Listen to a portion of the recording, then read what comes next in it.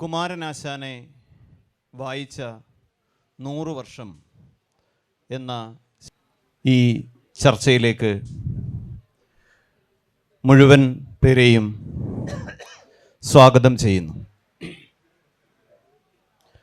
മലയാള കവിത 19-ാം നൂറ്റാണ്ടിൽ നിന്ന് 20-ാം നൂറ്റാണ്ടിലേക്ക് ഒട്ടേറെ ഗുണപരമായ പരിവർത്തനങ്ങളാൽ തുടർന്നതായിരുന്നു എന്ന് നമുക്കറിയാം. നവോത്ഥാന മുന്നേറ്റങ്ങൾ, സമുദായ പരിഷ്കരണങ്ങൾ, ആധുനികമായ പുതിയ ലോകബോധം, ഇതൊക്കെ ചേർന്ന് നിർമ്മിച്ച ഒരു പുതിയ കാവ്യ പരിസരം. ഈ ആധുനിക ഘട്ടത്തിൽ മലയാള കവിതയെ ഭാവഗൗരവത്തിലേക്കും മലയാള കാവ്യബോധത്തെയും ജീവിതബോധത്തെയും ഈ രീതിയിൽ സ്വാധീനിച്ച മറ്റൊരാളില്ല എന്ന് പറയേണ്ടി വരും. നിരൂപകരുടെ അധിക ശ്രദ്ധ കിട്ടിയ എഴുത്തുകാരൻ കൂടിയായിരുന്നു ആശാൻ.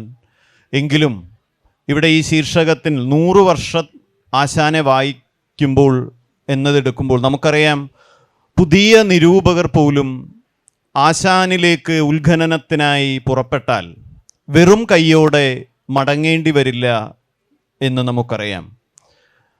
അവർക്കു കൂടി എന്തെങ്കിലും പുതുതായി കിട്ടാൻ പാകത്തിലുള്ള ഖനിജങ്ങൾ അതിൽ ഉള്ളടങ്ങിയിരിക്കുന്നു എന്ന് നമുക്ക് മനസ്സിലാകും. കുമാരനാശാൻ, ഞാൻ തുടക്കത്തിൽ പറഞ്ഞതുപോലെ, ആ ആധുനികത ഉണ്ടാക്കിയ പുതിയ പരിസരമുണ്ട്, പുതിയ ദേശീയ ബോധം, കൊളോണിയൽ മോഡേണിറ്റി, കീഴാള മുന്നേറ്റം, സ്ത്രീ മുന്നേറ്റം, ഇതൊക്കെ കൂടി നിർമ്മിച്ച ഒരു പരിസരമുണ്ട്. ആശാൻ തന്നെ വ്യക്തിപരമായിട്ട് ആശാൻ്റെ ജീവിതവും കൂടി ഇതിനൊരു കാരണമാണ്. പൽപ്പവുമായിട്ടുള്ള ബന്ധം, ഗുരുവുമായിട്ടുള്ള ബന്ധം, ആശാന് കിട്ടിയ വിദ്യാഭ്യാസം, ഇംഗ്ലീഷ് വിദ്യാഭ്യാസം, പിന്നീടുള്ള സംഘടനാ പ്രവർത്തനങ്ങൾ, ഇതെല്ലാം ആശാൻ തുടക്കത്തിൽ സ്തോത്ര കൃതികളും മറ്റു മതപരമായ ഒരു ഉള്ളടക്കത്തെ കേന്ദ്രീകരിച്ചെഴുതിയതിൽ നിന്ന് പിന്നീടൊരു മതേതരമായ ഉള്ളടക്കത്തിലേക്കും ഒരു സാഹിതീയമായ ഉന്നതിയിലേക്കും ആ കൃതികളെയൊക്കെ വളർത്തുകയുണ്ടായി. പിന്നീടുള്ള എഴുത്തുകളൊക്കെ പിന്നീട് ഖണ്ഡകാവ്യങ്ങളായും വിവർത്തനങ്ങളായും അനേക കവിതകളുമെല്ലാം, നോവൽ വിവർത്തനം പോലും അദ്ദേഹം ബംഗാളിൽ നിന്ന് ഒരു നോവൽ വിവർത്തനം ചെയ്തിട്ടുണ്ട്. അങ്ങനെ പല ലോകങ്ങളിൽ നിന്നുകൊണ്ട് അന്നത്തെ കേരളീയ സമൂഹത്തെ അഭിസംബോധന ചെയ്ത ഒരാൾ.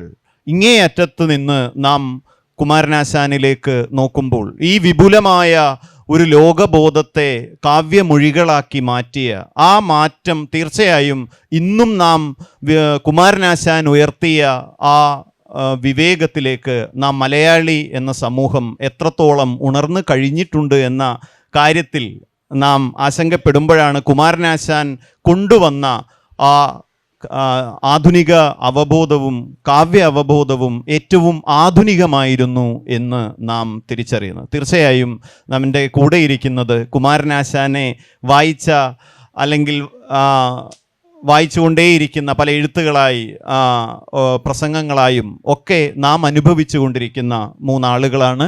കുമാരനാശാനിലേക്ക് ആ 100 വർഷത്തിൽ നിന്ന് തിരിഞ്ഞു നോക്കുമ്പോൾ എങ്ങനെയൊക്കെയാണ് ആശാൻ കൊണ്ടുവന്ന ആ ഭാവുകത്വം, പുതിയ ഭാവുകത്വം, ആ ആധുനികതാ ബോധം, ഇതിലേക്കൊക്കെ നോക്കിക്കൊണ്ട് ശ്രീ PK രാജശേഖരൻ ഈ സംഭാഷണത്തിന് തുടക്കം കുറിക്കും. അദ്ദേഹത്തെ ക്ഷണിക്കുന്നു.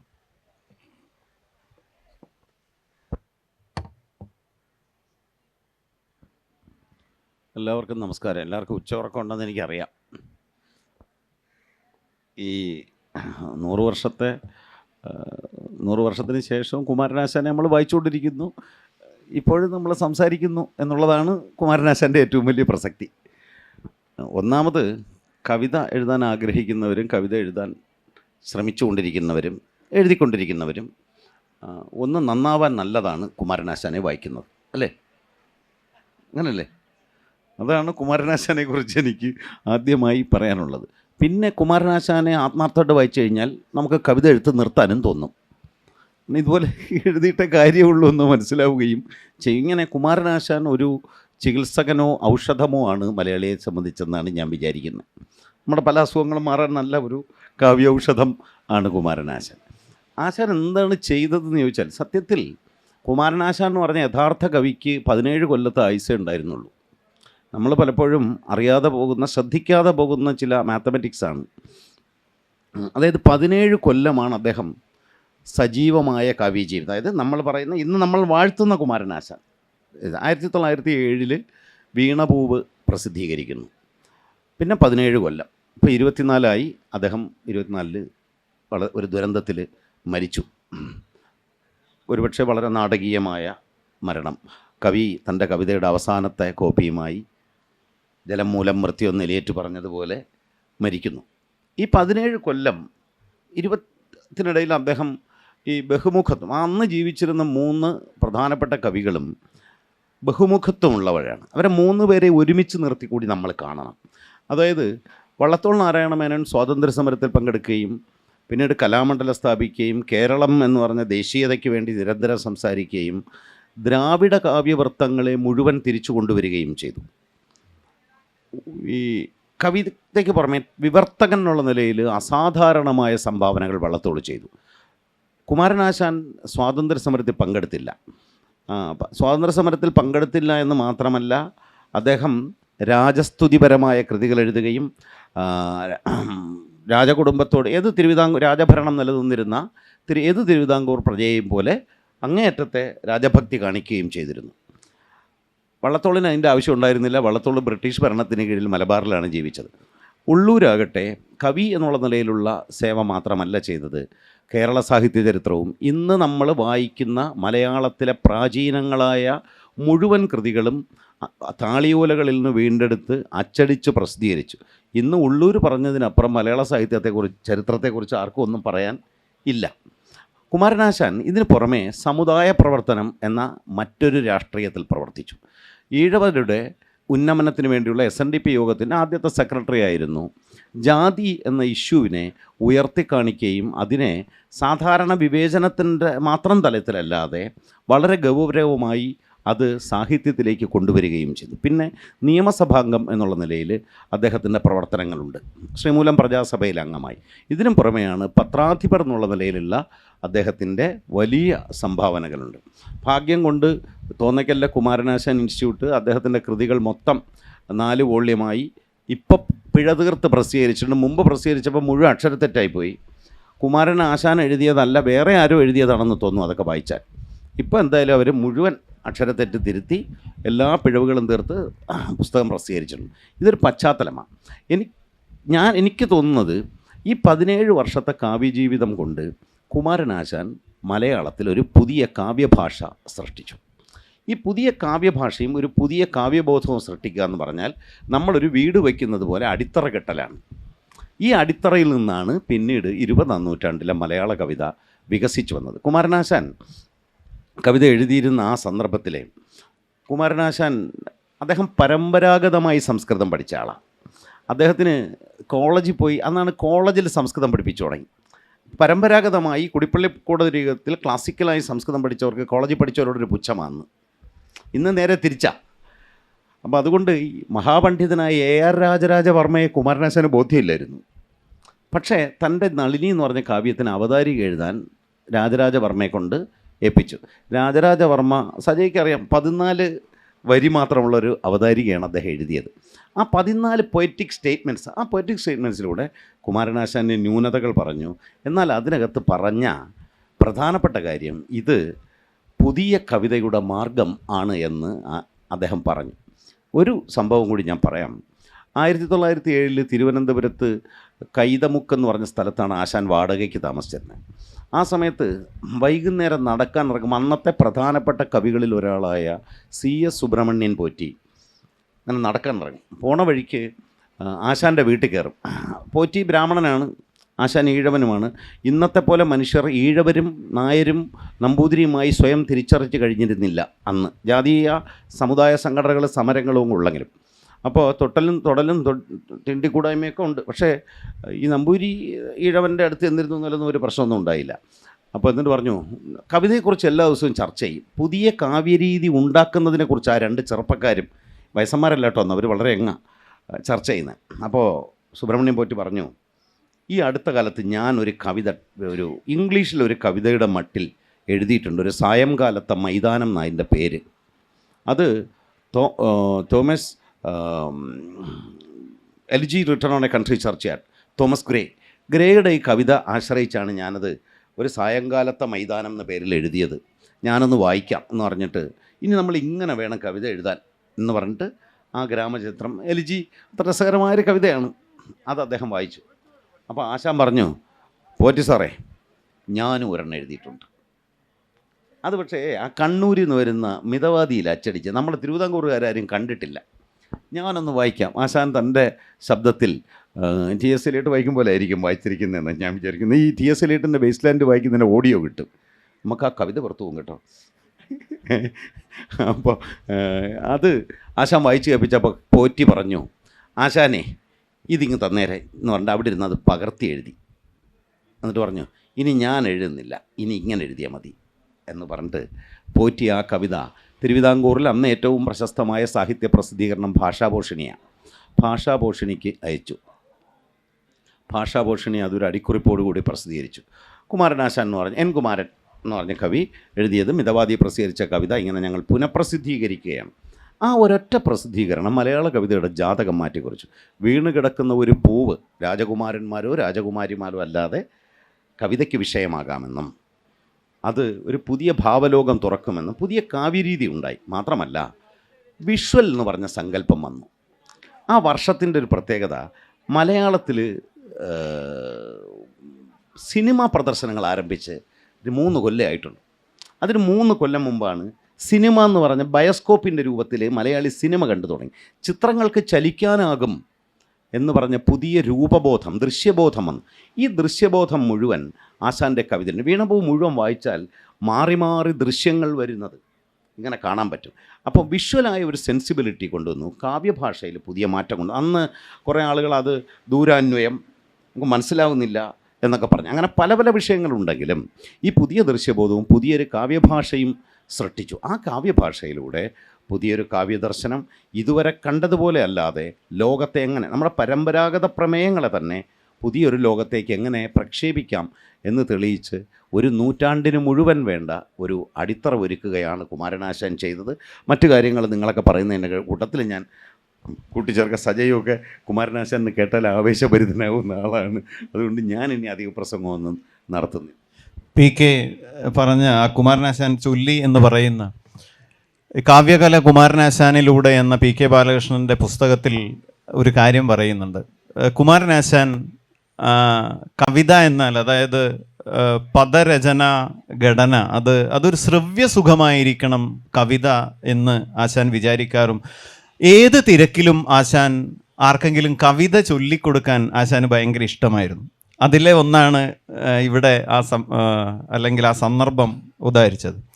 അപ്പോൾ ഒരു പരമ സുഭഗമായി, അല്ലെങ്കിൽ നമുക്കത് ആ കേൾവിയിൽ തന്നെ ആ ആനന്ദമുണ്ടാക്കുന്ന, അതുവരെ ഉണ്ടായിരുന്ന ഒരു വെൺമണി കവിതകളുടെയും കേരളവർമ്മ കവിതകളുടെയും ഒക്കെ ഒരു തുടർച്ചയിൽ നിന്ന്, അതിൻ്റെ ഒരു തുടർച്ച വള്ളത്തോളിലും ഉള്ളൂരിലൊക്കെ കാണാമെങ്കിലും കുമാരനാശാൻ അന്നത്തെ ആ സമകാലികതയിൽ നിന്ന് കൊണ്ടുവന്ന ഒരു പദരചന സങ്കല്പത്തിൽ എങ്ങനെയാണ്, അല്ലെങ്കിൽ ആ കാവ്യമൊഴികൾ എങ്ങനെയാണ് ഒരു നൂതനത്വം സൃഷ്ടിച്ചത് എന്ന് സജയ് മാഷ് പറയും. പ്രിയപ്പെട്ടവരെ, ഇങ്ങനെ ഈ കടലിൻ്റെ കരക്കിടുന്നുകൊണ്ട് ആശാൻ കവിത എന്ന കടലിനെ പറ്റി പറയാൻ വലിയ സുഖമുണ്ട്. ഇപ്പോൾ കാവ്യഭാഷയെപ്പറ്റിയാണ്, ആശാൻ്റെ കാവ്യഭാഷയെപ്പറ്റിയാണ് ജോബിഷിൻ്റെ ചോദ്യം എന്നതുകൊണ്ട് നേരിട്ട് അതിലേക്ക് കിടക്കാം. സമയം വളരെ കുറച്ചല്ലേ ഉള്ളൂ. കാലം കുറഞ്ഞ ദിനമെങ്കിലും അർത്ഥദീർഘം എന്നതുപോലെ പൂവിൻ്റെ ആയുസേ ഉള്ളൂ മനുഷ്യനാകെ കൂടി. അതിൽ വളരെ കുറഞ്ഞ സമയമാണ് ഇപ്പോൾ നമ്മൾ ഇവിടെ കൂടിയിരിക്കുന്നത്. ആശാൻ്റെ കാവ്യഭാഷ അതുവരെ ഉണ്ടായിരുന്ന അലസ കാവ്യഭാഷയെ വളരെ നേർമയേറിയ, മിനുസമുള്ള, അത്തരം ഭാവങ്ങളെ ആവിഷ്കരിക്കാൻ മാത്രം പര്യാപ്തമായ പട്ടുനൂല് പോലുള്ള, മസ്ലിൻ പോലുള്ള ഒരു മലയാള കാവ്യഭാഷയെ, മണിപ്രവാള കാവ്യഭാഷയെ സംഘർഷത്തിൻ്റെയും സങ്കീർണതയുടെയും രൂപജടിലതയിലേക്ക് ഉയർത്തി എന്നതാണ് ഒരു പക്ഷേ വീണപൂ തൊട്ടിങ്ങോട്ട് വന്ന മലയാള കാവ്യഭാഷയിൽ ആശാൻ കൊണ്ടുവന്ന ഏറ്റവും വലിയ മാറ്റം. ഇപ്പോൾ വീണപൂവിലെ ആദ്യ ശ്ലോകം തന്നെ നോക്കുക. മറിച്ചൊരു വെൺമണി ശ്ലോകം നിങ്ങൾക്കത് ഓർമ്മയുണ്ടെങ്കിൽ, അതിൽ താല്പര്യമുണ്ടെങ്കിൽ, എനിക്കതൊന്നും അറിയില്ല കാര്യമായിട്ട്, വെൺമണി ശ്ലോകങ്ങളൊന്നും അറിയില്ല. അങ്കത്തടത്തിലിരുത്തി കൊങ്കത്തടത്തിൽ എൻ്റെ കര പങ്കേരുഹം കൊണ്ട് തടവി എന്നൊക്കെ പറയുന്ന പോലെയുള്ള കവിതയ്ക്കാണ് നമ്മൾ ഇങ്ക കൊണ്ടുള്ള ഒരു പ്രാസബഹുലതയാണ്, പ്രാസബഹളമാണ്. രേമൻ തമ്പിയുടേതാണ് ഞാനിപ്പോൾ പറഞ്ഞ ശ്ലോകം. ഒരുപക്ഷെ ആശാൻ്റെ 19-ാം നൂറ്റാണ്ടിൽ എഴുതപ്പെട്ട, ആശാൻ കുട്ടിയായിരുന്നപ്പോൾ എഴുതപ്പെട്ട ഒരു ശൃംഗാര ശ്ലോകത്തിലേതാണ് ആ വരികൾ. അപ്പോൾ കൊങ്ക എന്ന വാക്കൊക്കെ വലിയ ഇഷ്ടമായിരുന്നു അന്നത്തെ കവികൾക്ക്. ഈയിടെ ഞാൻ വായിച്ച അംബികാസുധൻ മങ്ങാടിൻ്റെ ഒരു കഥയിൽ പറയുന്നുണ്ട്, ഒരു മലയാള അധ്യാപിക ഒരു ഗവേഷണ വിഷയം തിരഞ്ഞങ്ങനെ നടക്കുമ്പോൾ കൃഷ്ണഗാഥയുടെ ഒരു പേജ് തുറന്നിരിക്കുന്നു. ആ പേജിൽ തന്നെ 49 കൊങ്കകൾ. അത് തന്നെ ആവട്ടെ വിഷയം, കൃഷ്ണഗാഥയിലെ കൊങ്കകൾ എന്ന വിഷയത്തിൽ അവർ ഗവേഷണം നടത്തി PhD നേടിയെന്ന ആ കഥ. ഓട്ടെ, ഇത്തരത്തിലുള്ള കൊങ്കകളെ വർണ്ണിക്കാൻ വേണ്ടി മാത്രം ഉപയുക്തമായിരുന്ന ഒരു കാവ്യഭാഷയെ ആന്തരിക ഗൗരവം തികഞ്ഞ ഒരുതരം സാഗരോർജമുള്ള സംഘർഷങ്ങളുടെ ഭാഷയാക്കി സംഘർഷ നിബിഡമായ കാവ്യഭാഷയുടെ പദവിയിലേക്ക് ഉയർത്തിയ ആശാൻ എന്നതാണ് വീണപൂവ് തൊട്ടുള്ള ആശാൻ്റെ കവിജീവിതത്തിൻ്റെ സാരാംശമെന്ന് ഞാൻ വിചാരിക്കുന്നു. ഇവിടെ ഇരുന്നുകൊണ്ട് ഞാൻ ഈ കടലിലേക്ക് നോക്കിയപ്പോൾ ഓർമ്മ വന്നത്, വീണപൂവിനോടൊപ്പം തന്നെ അതിൻ്റെ തൊട്ടടുത്ത വർഷം പ്രസിദ്ധീകരിക്കപ്പെട്ട ഒരു സിംഹപ്രസവം എന്ന കവിതയുണ്ടല്ലോ. ഒന്നാമതായി നിങ്ങൾ ശ്രദ്ധിക്കുക, സിംഹപ്രസവമാണ്. പൂച്ചയുടെയോ മുയലിൻ്റെയോ എലിയുടെയോ പ്രസവമല്ല, അല്ലെങ്കിൽ ഏതെങ്കിലും കെട്ടിലമ്മയുടെ പ്രസവമല്ല, സിംഹപ്രസവമാണ്. സിംഹം എന്ന വാക്കിന് തിരുവിതാംകൂറിൻ്റെ സന്ദർഭത്തിൽ തിരുവിതാംകൂർ രാജാവിൻ്റെ മുദ്രയായിരുന്ന ആനയുടെ ശത്രുവാണ് സിംഹം എന്ന് കൂടി ഒരു അർത്ഥമുണ്ട്. മാത്രമല്ല ആശാൻ്റെ സമുദായം എന്ന് പറയുന്ന അങ്ങനെ ഒന്നുണ്ടെങ്കിൽ ഈഴവ സമുദായ അംഗങ്ങൾ സിലോണിൽ നിന്ന് വന്ന സിംഹളരാണ്. സിംഹളർ തീയർ എന്ന് ചേർത്ത് പ്രയോഗിച്ചിട്ടുണ്ട് ആശാൻ ഒരു കവിതയിൽ, ഒരു തീയക്കുട്ടിയുടെ വിചാരം എന്ന കവിതയിൽ. അതുകൊണ്ട് ഈ സിംഹത്തെയാണ് കൂട്ടിൽ, ജാതിയുടെ കൂട്ടിലേക്ക് പിറന്നു വീഴേണ്ട ഗതികേട് അനുഭവിക്കുന്ന സിംഹക്കുട്ടിയെയാണ്, സിംഹമാതാവിനെയാണ്, ആ സിംഹത്തെയുമാണ്, ബന്ധനസ്ഥനായ രാജാവിനെയാണ് ആശാൻ ഈ കവിതയിൽ ആവിഷ്കരിക്കുക. അതിലൊരു ശ്ലോകത്തിൽ പറയും, ഈ ഉഗ്രസ്വഭാവിയായ ഈ സിംഹത്തെ, ഈ സിംഹി എങ്ങനെ സ്നേഹവാനാക്കി മാറ്റി എന്നാണ്. അല്ലെങ്കിൽ ഈ കൂട് തകർക്കാനൊക്കെ സിംഹത്തെ കൊണ്ടാവും. ആ വന്യതയെ എങ്ങനെ ഒരു സ്നേഹമസൃണമായ പാകത്തിലേക്ക് ഈ സിംഹി എന്ന ഭാര്യ, സഹധർമ്മിണി മെരുക്കി എന്ന് പറയുന്നതിൻ്റെ ഒരു കൽപ്പനയുണ്ട്. കടലിൽ സുടമായി കടലിൽ തങ്ങിടും ആയസ ബോധശക്തിയെ, ഓക്കെ, സുടമായി കടലിൽ തങ്ങിടും ആയസബോധ ശക്തിയെ, അതിൻ്റെ അടിയിലുള്ള കാന്തഭൂമി നിയന്ത്രിക്കുന്നത് പോലെ എന്നാണ് പറയുക. കടലിൽ തങ്ങുന്ന ആയസബോധ ശക്തി, കപ്പൽ പോലെ എന്ന് പറഞ്ഞാൽ മതി, പക്ഷേ ആശാൻ അങ്ങനെ പറയില്ല. ഇരുമ്പ് കൊണ്ടുള്ള കപ്പൽ പോലെ, അതാണ് ആയസബോധം. അതിൻ്റെ ശക്തിയെ കടലിനടിയിലെ കാന്തഭൂമി പോലെ, കടലിൻ്റെ അടിയിലൊരു കാന്തഭൂമി ഉണ്ട് എന്ന് വിചാരിക്കുക, അതിലൂടെ ഇരുമ്പ് കൊണ്ടുള്ള കപ്പൽ നീങ്ങുന്നു എന്ന് വിചാരിക്കുക. ആ കപ്പലിനെ പിടിച്ചു നിർത്താൻ, സ്വന്തം വരുതിയിലാക്കാൻ, ആ ആയസ ബോധത്തെ സ്വന്തം വരുതിയിലാക്കാൻ ആ കാന്തഭൂമിക്ക്, ആ സമുദ്ര ഗർഭത്തിലുള്ള കാന്തഭൂമിക്ക്, കാന്തപർവ്വതത്തിന് സാധിക്കുമെന്നതുപോലെയാണ് സിംഹിയുടെ സ്നേഹം സിംഹത്തെ സ്നേഹവാനാക്കി മാറ്റിയത്, സൗമ്യനാക്കി മാറ്റിയത്, സൗമ്യനായ അച്ഛനും ഭർത്താവുമാക്കി മാറ്റിയത്, ഈ ബന്ധനത്തിലും സിംഹത്തിൻ്റെ ശൗര്യമടക്കിയത് എന്നാണ് ആശാൻ പറയുക. ഈ കൂട്ടിൽ കിടന്നുകൊണ്ട് സിംഹം ഗർജിക്കുന്നുണ്ട്. എങ്ങനെ? ഗജഗർഭഭേദനം. ഗജഗർഭഭേദനം ഒറ്റ വാക്കാണ്, സമസ്തപദമാണ്. പക്ഷേ ആ അർത്ഥം കിട്ടുന്നതിന് മുമ്പേ ആ ഭാവം നമുക്ക് കിട്ടിക്കഴിഞ്ഞു. ഗജഗർഭഭേദനം. നമ്മൾ ആദ്യം പറഞ്ഞ തിരുവിതാംകൂർ രാജാവിൻ്റെ ആനയുടെ ഗർഭം കലക്കാൻ പോകുന്ന ഗർജനമാണ് ഈ കൂട്ടിൽ കിടക്കുന്ന സിംഹത്തിൻ്റേത്. ഇങ്ങനെ സമസ്ത പദ രചനയിലൂടെ സങ്കീർണ ഭാവങ്ങളെ ആവിഷ്കരിക്കാൻ പര്യാപ്തമായ സമസ്ത പദ രചനയിലൂടെ സ്ത്രീക്ക് ഒരു ഉള്ളുണ്ട്, ഒരു അന്തരംഗമുണ്ട് എന്നുകൂടി മലയാളിയെ കാട്ടിത്തന്ന കവിയാണ് ആശാൻ. സ്വതവേ തന്നെ ഇത്തരം സമസ്തപദങ്ങൾ മനോഹരമാണ് കേൾക്കാനും വായിക്കാനും ആസ്വദിക്കാനും. ഉദാഹരണമായി നീഹാര ശീകര മനോഹരം അന്ത്യഹാരം എന്നൊക്കെ വായിക്കാൻ വളരെ ശബ്ദസുഖമുണ്ട്, അർത്ഥഭംഗിയുമുണ്ട്. മറിച്ച് അത് നളിനിയെ പോലെ ഒരു നായികയിലേക്ക് വരുമ്പോൾ അന്തരുത്തട രസോർമി ദുസ്തയ എന്നൊരു പ്രയോഗമുണ്ട്. അതും കടലിൻ്റെ മുമ്പിലിരുന്ന് പറയാൻ രസമുള്ളതാണ്. അന്തരുത്തട രസോർമി ദുസ്ത. അന്തരുത്തട രസോർമി, രസത്തിൻ്റെ വികാരങ്ങളുടെ തിരകൾ ആഞ്ഞടിച്ച് കരളിൻ്റെ തീരം തകർന്നടിഞ്ഞവൾ എന്നാണ്. ഹൃദയത്തിൻ്റെ തീരങ്ങൾ വികാരത്തിൻ്റെ തിരത്തല്ലേറ്റ് തകർന്നവൾ, അന്തരുത്തട രസോർമി ദുസ്തയായി.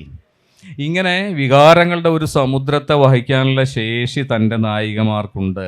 അവരുടെ ബാഹ്യാകാരത്തേക്കാൾ പ്രധാനമാണ് അവരുടെ ആന്തരിക വ്യക്തിത്വം. അത് വളരെ സങ്കീർണമാണ്. പലതിഥി ഭയ ശോക രാഗ സങ്കുല മുഴറി കമനിക്കു തൽക്ഷണം ചലഹൃദയമിയെന്നു ചിത്രമാം ജലധരകാല ദിനാന്ത ലക്ഷണം എന്നിങ്ങനെ ഒരു പ്രത്യേക സന്ദർഭത്തിൽ ജീവിത സന്ധിയിൽ ലീല, ഭയം, ശോകം, രാഗം, സംഭ്രമം എന്നിങ്ങനെ പല വികാരങ്ങളാൽ മഴക്കാലത്തെ വൈകുന്നേരത്തെ ആകാശം പോലെ അല്ലെങ്കിൽ മേഘം പോലെ അവളുടെ അന്തരംഗം കാണപ്പെട്ടു എന്നാണ് പറയുക. അന്തരംഗമാണ് കാണപ്പെടുന്നത്, അവളുടെ ബാഹ്യ ആകൃതിയല്ല. ഇത്തരത്തിൽ സ്ത്രീയുടെ ഉള്ളു കാട്ടിത്തരിക, അതിൻ്റെ സങ്കീർണതകളെ വെളിപ്പെടുത്തുക, ആ സങ്കീർണതകളെ തത്തുല്യമായ ഒരു സങ്കീർണ ഭാഷാശില്പമാക്കി മാറ്റുക എന്ന വളരെ പ്രയാസകരമായ, നമ്മുടെ ഇന്നത്തെ വിഷയം തന്നെ വന്നു പോവും പിഴയും അർത്ഥശങ്കയാൽ എന്നാണല്ലോ. ആ ഭാഷയെ പേടിയോടുകൂടി, സംശയത്തോടുകൂടി, ഗൗരവത്തോടുകൂടി, ഒരു സന്ദേഹിയുടെ മനസ്സോടുകൂടി ഉപയോഗിച്ച ആദ്യത്തെ മലയാള കവി ഒരുപക്ഷെ ആശാനായിരുന്നു. അർത്ഥശങ്ക അതുവരെയുള്ള കവികൾക്ക് അർത്ഥശങ്ക ഒഴികെയുള്ള ശങ്കകളെ ഉണ്ടായിരുന്നുള്ളൂ എന്ന് വേണമെങ്കിൽ പറയാം. ഈ അർത്ഥശങ്ക എന്ന് പറയുന്നത് ഇംഗ്ലീഷിൽ പറയുന്ന ആംബിഗ്വിറ്റിയാണ്. സമയം പറയണേ. ആംബിഗ്വിറ്റി നിറഞ്ഞ കാവ്യഭാഷയാണ് ഒരുപക്ഷെ മലയാള കവിതയിലേക്ക് ആശാൻ കൊണ്ടുവന്ന ആ ഭാഷാനുഭവം എന്ന് പറയുന്നത്. ഉദാഹരണം ഒന്ന് പറഞ്ഞുകൊണ്ട് ഞാൻ നിർത്താം. നളിനിയിലെ ആ പ്രസിദ്ധമായ ശ്ലോകം ഉണ്ടല്ലോ, ഈ കഴിഞ്ഞ പിറന്നാളിന് 95-ാം പിറന്നാളിന് മാതൃഭൂമി പത്രത്തിൽ, വാരാന്ത്യ പത്രത്തിൽ പ്രസിദ്ധീകരിച്ച ടി പത്മനാഭൻ്റെ ഇൻ്റർവ്യൂ അദ്ദേഹം അവസാനിപ്പിക്കുന്ന ആ ശ്ലോകം ചൊല്ലിക്കൊണ്ടാണ്. അദ്ദേഹത്തിന് ഏറ്റവും പ്രിയപ്പെട്ട ഒരു ശ്ലോകമാണ്. അതിന് പലതരത്തിലുള്ള കാരണങ്ങളുമുണ്ട്. ശ്ലോകം ഇതാണ്: കാട്ടിൽ താമരപ്പൊയ്കയെ നോക്കിക്കൊണ്ട് നളിനി എന്ന താമരപ്പൊയ്ക എന്ന പേരുകാരിയായ നായിക താമരയെ സംബോധന ചെയ്തുകൊണ്ട് പാടുന്ന വരികളാണ്. സന്തതം മിഹിരണാത്മശോഭയും സ്വന്തമാം മധു കൊതിച്ച വണ്ടിനും ചന്തമാർന്നരുളി നിൽക്കുമോമലേ ഹന്ത ധന്യമിഹ നിന്റെ ജീവിതം.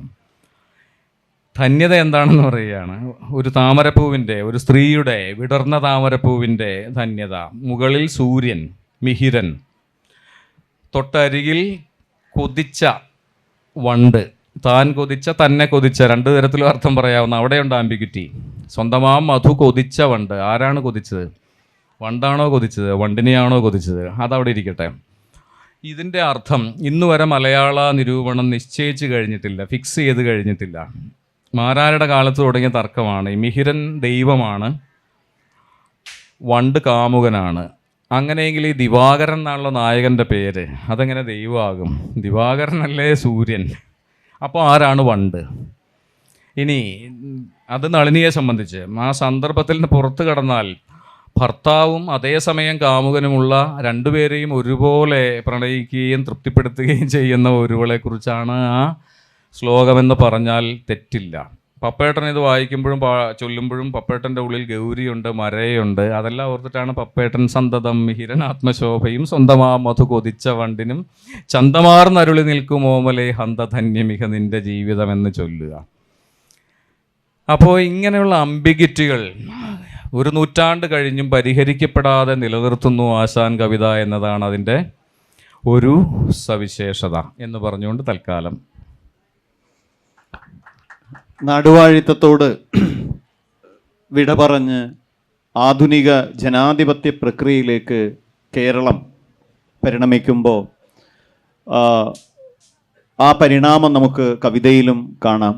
തീർച്ചയായും കുമാരനാശാൻ്റെ വരികൾ ഈ പറഞ്ഞ പദരചന സൗന്ദര്യത്തിൻ്റെ ഒപ്പം തന്നെ സമൂഹത്തെയും നേരത്തെ സാഗരോർജം എന്ന് പറഞ്ഞതുപോലെ ഒരു സാംസ്കാരിക ഊർജമായി, ഒരു സാമൂഹിക ഊർജമായി, ഒരു സമരരൂപമായി മാറിയ വരികൾ നമുക്ക് ഒരു ലോകോക്തികൾ പോലെ മലയാളത്തിൽ ഉണ്ട് എന്ന് നമുക്കറിയാം. അതിൻ്റെ ഒരു സാമൂഹിക ഊർജമായി അതിൻ്റെ ഒരു പരിണാമത്തെ എങ്ങനെ സ്വാധീനിച്ചു എന്നും അങ്ങനെ ഒരു ആധുനികത്വത്തെ രൂപപ്പെടുത്തുന്നതിൽ പ്രവർത്തിച്ച അനുഭവങ്ങളെ ചേർത്ത് നിർത്തി സംസാരിക്കുകയാണ് നാസർ മാഷ് ചെയ്യുക. നാസർ മാഷെ സംഭാഷണത്തിലേക്ക് ക്ഷണിക്കും. ആശാൻ എക്കാലവും സമകാലികനാണ് എന്ന് പറഞ്ഞുകൊണ്ടാണ് ഈ സെഷൻ ആരംഭിച്ചത്. സജീവ് മാഷ് പറഞ്ഞ് അവസാനിപ്പിച്ചതും അതിൻ്റെ ഒരു കാരണമാണ്. ഈ അർത്ഥശങ്കയ്ക്കുള്ള സാധ്യത അല്ലെങ്കിൽ ബഹുഅർത്ഥങ്ങൾക്കുള്ള സാധ്യത എന്ന് പറയുന്നത് ഒരു കവിതയുടെ വലിയ സാധ്യതകളിലൊന്നാണ്. യഥാർത്ഥത്തിൽ ആശാനെ സമകാലീനനാക്കുന്നതിലുള്ള മറ്റൊരു പ്രധാനപ്പെട്ട ഒരു ഘടകം ഞാൻ വിചാരിക്കുന്നത് ആശാനിൽ തന്നെ ഈ 100 വർഷങ്ങൾക്കിപ്പുറവും നിലനിൽക്കുന്ന, ആശാനെക്കുറിച്ച് നമുക്ക് തീർപ്പുകൾ പറയാൻ കഴിയാത്ത, മലയാളികൾക്ക് പൊതുവെ അങ്ങനെ ഒരു സ്വഭാവമുണ്ട്. പലപ്പോഴും എഴുത്തുകാരെ ഇങ്ങനെ ചെറിയ വിശേഷണങ്ങളിൽ ഒതുക്കി കളയുന്നൊരു ആശാൻ സ്നേഹഗായകൻ, ആശാൻ സ്വാതന്ത്ര്യഗായകൻ എന്നൊക്കെ ഒരർത്ഥത്തിൽ അതൊരു റിഡക്ഷനിസമാണ്. ഒരു എഴുത്തുകാരനെ ചുരുക്കി കാണുന്നൊരു രീതി അത്തരം വിശേഷണങ്ങൾക്കുണ്ട്. പക്ഷേ ഒരു വിശേഷണങ്ങൾക്കും പിടികൊടുക്കാത്ത വിധം വലിയ വൈരുദ്ധ്യങ്ങൾ ആശാൻ്റെ കാവ്യലോകത്തുണ്ട്. ആന്തരിക സ്വഭാവമുള്ള വൈരുദ്ധ്യങ്ങൾ ആശാൻ്റെ കാവ്യലോകത്തിനകത്തുണ്ട്. അത് ഒരർത്ഥത്തിൽ ആ കാലത്തിൻ്റെ ഒരു സാമൂഹ്യ ചരിത്രത്തിൻ്റെ കൂടി ഉൽപ്പന്നമാണത്. ചരിത്രം തിളച്ചുമറിഞ്ഞ ഒരു കാലമാണ് ആശാൻ്റെ കാലം എന്ന് പറയുന്നത്. പുതിയ ചില ആശയലോകങ്ങൾ വന്നു ചേരുന്നു. ആ ആശയലോകങ്ങളെ സ്വീകരിക്കേണ്ടി വരുമ്പോൾ തന്നെ പാരമ്പര്യത്തോടുള്ള വിധേയത്വം മനസ്സിൽ നിന്ന് വിടാതെ നിൽക്കുന്നു. അവ ഉണ്ടാക്കുന്ന വലിയ സംഘർഷങ്ങൾ സ്വാഭാവികമായും ഈ പറയുന്ന രീതിയിലുള്ള, ഒരുപക്ഷെ നമുക്ക് വേണമെങ്കിൽ ഇരട്ടത്താപ്പ് എന്നൊക്കെ പെട്ടെന്ന് ഒരൊറ്റ കാഴ്ചയിൽ തോന്നാവുന്ന തരത്തിലുള്ള നിലപാടുകളിലെ വൈരുദ്ധ്യം. പോസ്റ്റ് കൊളോണിയൽ ചിന്തകനായ ഹോമി ഭാഭയൊക്കെ ആംബിവാലൻസ്, സന്ദിഗ്ധത എന്ന് പറയുന്ന ഒരു സംഗതി പറഞ്ഞു വെച്ചിട്ട് പറയുന്നുണ്ട്. പൊതുവെ കൊളോണിയൽ കർത്തൃത്വമുള്ള മനുഷ്യർക്ക്, കോളനി ആധിപത്യത്തിന് കീഴിൽ ജീവിക്കുന്ന മനുഷ്യരെ സംബന്ധിച്ചിടത്തോളം ഇത്തരത്തിലുള്ള ഒരു പ്രശ്നം എക്കാലവും ഉണ്ടാവും. അതിനകത്ത് എന്താണ് നിലപാടെടുക്കേണ്ടത് എന്നതിനെ സംബന്ധിച്ചുള്ള ഒരു സന്ദിഗ്ധതയുടെ പ്രശ്നമുണ്ട്. അത്തരമൊരു സന്ദിഗ്ധതയുടെ പ്രശ്നം ചരിത്രപരമാണ്. അത്തരമൊരു പ്രശ്നം യഥാർത്ഥത്തിൽ ആശാനിൽ നിലനിൽക്കുന്നുണ്ട്. അത് സൃഷ്ടിക്കുന്ന വൈരുദ്ധ്യങ്ങൾ ആശാൻ കവിതയെ കൂടുതൽ പാരായണക്ഷമമാക്കുന്നുണ്ട്. അല്ലെങ്കിൽ പുതിയ നിരവധി വായനാ സാധ്യതകളിലേക്ക് ആശാൻ കവിതയെ നയിക്കുന്നതിൽ ഈ വൈരുദ്ധ്യങ്ങൾക്ക് കൂടി ഒരു പങ്കുണ്ട് എന്നാണ് ഞാൻ കരുതുന്നത്. ഇപ്പോൾ കുമാരനാശാനെ സംബന്ധിച്ചിടത്തോളം അദ്ദേഹം ഏറ്റവും കൂടുതൽ ആഘോഷിക്കപ്പെട്ടിട്ടുള്ള ഒരു കാര്യം എന്ന് പറയുന്നത് സ്വാതന്ത്ര്യത്തെക്കുറിച്ച് കുറേ കൂടി ആഴമാർന്ന, ആ കാലത്ത് ഒരുപക്ഷെ മറ്റേതൊരു കവിയും പുലർത്തിയതിനേക്കാൾ ആഴമാർന്ന ഒരു സ്വാതന്ത്ര്യത്തെക്കുറിച്ചുള്ളൊരു കാഴ്ചപ്പാട് ആശാൻ മുന്നോട്ട് വെച്ചിരുന്നു എന്നുള്ളതാണ്. അത് ഒരർത്ഥത്തിൽ നമ്മൾ ഈ പറയുന്ന സാമൂഹിക സ്വാതന്ത്ര്യം എന്നൊക്കെ ഇന്ന് അംബേദ്കറൈറ്റ് ആശയലോകങ്ങളുമായി ബന്ധിപ്പിച്ച് നമ്മൾ പറയുന്ന ഒരു സംഗതിയുമായിട്ട് ഏറെ അടുത്ത് നിൽക്കുന്നതുമാണത്. കേവലം ഭരണപരമായ സ്വാതന്ത്ര്യം അല്ലെങ്കിൽ സാങ്കേതികമായ സ്വാതന്ത്ര്യം എന്ന് പറയുന്നത് ആശാൻ്റെ പരിഗണനയിലേ ഉണ്ടായിരുന്നില്ല. അത്തരമൊരു സംഗതിയെക്കുറിച്ച് ആശാൻ പരിഗണിക്കുന്നേ ഇല്ല. പകരം അദ്ദേഹം മുന്നോട്ട് വയ്ക്കുന്നത്, ഇപ്പോൾ തീയക്കുട്ടിയുടെ വിചാരത്തിൽ ആണ് 1908 ആണ് ആശാൻ ഇത് എഴുതുന്നത്. ഈ എന്തിനു ഭാരതധരെ കരയുന്നു, പാരതന്ത്ര്യം നിനക്ക് വിധികൽപ്പിതമാണു തായെ, ചിന്തിക്ക ജാതി മതിരാന്ധരടിച്ചു തമ്മിൽ അന്തപ്പെടും തനയർ, എന്തിനയേ സ്വരാജ്യം എന്ന്. ഈ സ്വരാജ്യം എന്നുള്ള വാക്കിൻ്റെ എല്ലാ സാങ്കേതികതകളെയും അതിൽ നിന്ന് പൊഴിച്ചു കളഞ്ഞിട്ട് സ്വരാജ്യം എന്നുള്ള വാക്ക് പൂർണ്ണാർത്ഥത്തിൽ സാക്ഷാത്കൃതമാവണമെങ്കിൽ ഇത് സംഭവിക്കണം. ഏത് ജാതിയുടെയോ മതത്തിൻ്റെയോ പേരിൽ മനുഷ്യർ തമ്മിലടിക്കുന്ന ഒരു അവസ്ഥ ഇല്ലാതാകുമ്പോൾ പൂർണ്ണ പൗരത്വത്തിലേക്ക് ഇന്ത്യൻ ജനത വികസിക്കുമ്പോൾ മാത്രമാണ് സ്വാതന്ത്ര്യം ഉണ്ടാവുന്നുള്ളൂ. എല്ലാ മനുഷ്യർക്കും വികാസക്ഷമതയുള്ള ഒരു അന്തരീക്ഷം ഉണ്ടെങ്കിൽ അതിനെയാണ് സ്വാതന്ത്ര്യം എന്ന് വിളിക്കേണ്ടതെന്ന കാഴ്ചപ്പാട് ആശാൻ മുന്നോട്ട് വയ്ക്കുന്നുണ്ട്. ഒരുപക്ഷെ 10-16 കൊല്ലം കഴിഞ്ഞിട്ടാണ് വള്ളത്തോളിൻ്റെ നമ്മുടെ മറുപടി എന്ന് പറയുന്ന കവിത അതിന് വരുന്നത്. ജാതി മതാതി വഴക്കൊരു നാടിനെ സ്വാതന്ത്ര്യ സിദ്ധിക്കാൻ അർഹമാക്കിയിടുമോ, സോദരർ തമ്മിലെ പോരൊരു പോരല്ല, സൗഹൃദത്തിൻ്റെ കലങ്ങി മറിയലാം എന്ന് പറയുന്നത്. ഒരുപക്ഷെ നമ്മളിന്ന് രണ്ടും കൂടി ചേർത്ത് വെക്കുമ്പോൾ, ഒരു 16 വർഷത്തിൻ്റെ ഇടവേളയിലാണെങ്കിൽ പോലും രണ്ടും കൂടി ചേർത്ത് വെക്കുമ്പോൾ നമ്മൾ ആശാൻ്റെ സ്വാതന്ത്ര്യ സങ്കല്പം എന്ന് പറയുന്നത് എത്രമേൽ ആധുനികമായിരുന്നു എന്ന് നമ്മൾ തിരിച്ചറിയും. അപ്പോൾ അതുകൊണ്ടുകൂടിയാണ് നമ്മൾ പൊതുവെ ആശാനെ സ്വതന്ത്ര ഗായകൻ എന്ന് വിളിക്കുന്നതിൻ്റെ ഒരു കാര്യം എന്ന് പറയുന്നത്. പക്ഷേ നമുക്കറിയാവുന്നതുപോലെ ആശാൻ ഒരിക്കലും ഈ പറയുന്ന ദേശീയ സ്വാതന്ത്ര്യം, അത് ആ കാലത്തിൻ്റെ ഏറ്റവും പ്രധാനപ്പെട്ട ഒരു നോഷൻ അതുകൂടിയായിരുന്നു എന്നുള്ളത് നമ്മൾ ഓർക്കണം. ആശാൻ ജീവിച്ച ഈ 20-ാം നൂറ്റാണ്ടിൻ്റെ ആദ്യ പകുതിയുടെ ഏറ്റവും പ്രധാനപ്പെട്ട പ്രശ്നങ്ങളിലൊന്ന് ദേശീയ സ്വാതന്ത്ര്യവുമായി ബന്ധപ്പെട്ടതായിരുന്നു. ആ കാലത്തെ ഇന്ത്യൻ ഭാഷകളിൽ എഴുതപ്പെട്ട മിക്ക കവികളും അതിനകത്ത് ഊന്നിയിട്ടുണ്ട്, അത്തരമൊരു പ്രമേയത്തിനകത്ത് ഊന്നി നിൽക്കുന്നുണ്ട്. പക്ഷേ ആശാൻ അത് തീരെ വിട്ടുകളയുകയും ബ്രിട്ടീഷ് ആധിപത്യമാണ് ഇന്ത്യക്ക് ഏറ്റവും നല്ലത് എന്ന് ഉറച്ച് വിശ്വസിക്കുകയും ചെയ്യുന്നുണ്ട് ആശാൻ. ഇപ്പോൾ ജോർജ് അഞ്ചാമൻ്റെ കിരീടധാരണത്തോടനുബന്ധിച്ച് ആശാൻ എഴുതുന്ന കവിതയിൽ ആശാൻ ഈ ബ്രിട്ടീഷ് ആധിപത്യം ഇന്ത്യക്ക് കിട്ടിയത് ഇന്ത്യയുടെ പരമമായ ഭാഗ്യമാണ് എന്ന് പറഞ്ഞു വെക്കുന്നുണ്ട്. അങ്ങനെ ആ കാലത്ത് അതങ്ങനെ പറയാൻ ഒരു മടിയുമില്ലാതെ അദ്ദേഹം അതിന് ഒരുങ്ങുന്നുണ്ട്. അതുപോലെ ഷഷ്ടിപൂർത്തി മംഗളം എന്ന് പറയുന്ന കവിതയ്ക്കകത്ത് ഈ തിരുവിതാംകൂറിൻ്റെ ആ കാലം വരെയുള്ള തിരുവിതാംകൂറിൻ്റെ നിലനിൽപ്പ് ശത്രു രാജ്യങ്ങളോട് എതിരിട്ടുകൊണ്ടാണ്. മുഗലന്മാരോട് എതിരിട്ടിട്ടുണ്ട്, മൈസൂർ പടയോട് എതിരിട്ടിട്ടുണ്ട്, പറങ്കികളോട് എതിരിട്ടിട്ടുണ്ട്. അവരെയൊക്കെ വീരവനിതയായ തിരുവിതാംകൂർ അകറ്റി നിർത്തി. എന്നിട്ട് ബ്രിട്ടീഷ് സാമ്രാജ്യത്തെ, ആംഗല സാമ്രാജ്യത്തെ തിരുവിതാംകൂർ മനസാ വരിച്ചു എന്ന് ആശാൻ എഴുതി വയ്ക്കുന്നുണ്ട്. സത്തിനോട് സത്ത് ചേരുന്നു, അങ്ങനെ ഒരു പ്രയോഗമുണ്ട് അതിന്. അദ്ദേഹം കൊടുക്കുന്നൊരു വിശേഷണം അതാണ്. സത്തിനോട് സത്ത് ചേരുന്ന അനുഭവം പോലെയാണ് തിരുവിതാംകൂറും ബ്രിട്ടീഷ് ഭരണവും തമ്മിൽ ചേർന്നത് എന്ന് പറയുന്ന മട്ടിൽ. യഥാർത്ഥത്തിൽ ഇതിൻ്റെ ഒരു പ്രശ്നം ചരിത്രപരമായി ഇത് ശരിയല്ല എന്നുള്ളത് നമുക്കറിയാം. കാരണം അത്തരത്തിൽ അതൊരു നിരുപാധികമായ ചേരലായിരുന്നില്ല, മറിച്ച് അതിനകത്ത് ഒരു കീഴടങ്ങലിൻ്റെ ചരിത്രം ഉണ്ട് എന്നുള്ളത് നമുക്കറിയാം. പക്ഷേ എങ്കിൽ പോലും ആശാൻ അതിനെ അങ്ങനെയാണ് കാണുന്നത്. അതിന് പ്രധാനപ്പെട്ട ഒരു കാരണം എന്ന് പറയുന്നത്, യഥാർത്ഥത്തിൽ ബ്രിട്ടീഷ് ആധിപത്യം എന്ന് പറയുന്നത് ആശാനെ സംബന്ധിച്ചിടത്തോളം ഈ പറയുന്ന സാങ്കേതികമായ ഭരണപരമായ ഒരു അടിമത്തമല്ല ആശാന്, മറിച്ച് അത് വിമോചന സ്വഭാവമുള്ള ഒരു വലിയ ആശയലോകമാണ് ആശാനെ സംബന്ധിച്ചിടത്തോളം ആശാൻ്റെ മുന്നിൽ ബ്രിട്ടീഷ് അധീശത്വം എന്ന് പറയുന്നത്. അതുകൊണ്ട് ഈ ബ്രാഹ്മണിക്കലായിട്ടുള്ള ഇന്ത്യൻ രാജവംശങ്ങളുടെയോ അല്ലെങ്കിൽ ഇന്ത്യൻ ഭരണാധികാരികളുടെയോ ഭരണത്തേക്കാൾ ആശാൻ കാക്ഷിക്കുന്നത് ബ്രിട്ടീഷ് അധീനതയിലുള്ള അല്ലെങ്കിൽ ബ്രിട്ടീഷ് മേൽനോട്ടമുള്ള, ബ്രിട്ടീഷിൻ്റെ ഒരു സൂപ്പർവിഷനുള്ള ഇന്ത്യൻ ഭരണം സാധ്യമാകുമോ എന്നുള്ള പോലും ആശാൻ്റെ ആലോചനകളിലുണ്ട് എന്ന് എനിക്ക് തോന്നുന്നു. ഇപ്പോൾ തിരുവിതാംകൂർ മഹാരാജാവിനോടുള്ള അല്ലെങ്കിൽ തിരുവിതാംകൂർ രാജവംശത്തോടുള്ള വലിയ കൂറ് ആശാൻ എപ്പോഴും എല്ലാ കാലത്തും ആശാൻ പ്രകടിപ്പിച്ചിട്ടുണ്ട്.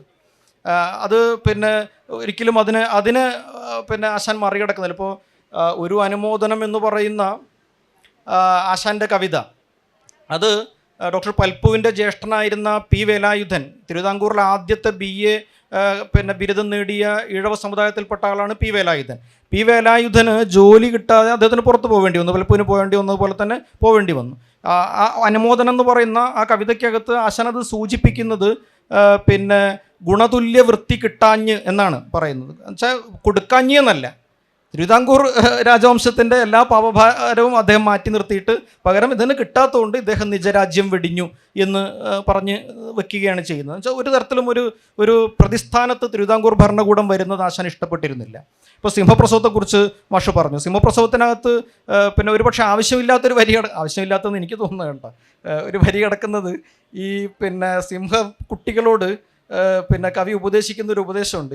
ഈ കൂട് നിങ്ങൾ വിചാരിക്കുന്നത് പോലെ കാടിനേക്കാൾ കാടിനത്ര മോശമായിട്ടുള്ളൊരു സംഗതി അല്ല. ഈ കൂട് നല്ല കൂടാണ്. കാരണം തിരുവിതാംകൂർ രാജാവിൻ്റെ കൂട്ടിനകത്ത് കിടക്കാനുള്ള യോഗം കിട്ടിയത് പോലും നിങ്ങളുടെ പരമഭാഗ്യമാണ് എന്ന് ആശാൻ കവിതയ്ക്കകത്ത് പറഞ്ഞു വയ്ക്കുന്നുണ്ട്. നമ്മുടെ ദുരവസ്ഥയ്ക്കകത്തും കാരണം കേട്ടോ ഈ തടവറയോടുള്ള ആശാൻ്റെ ഒരു സംഗതി.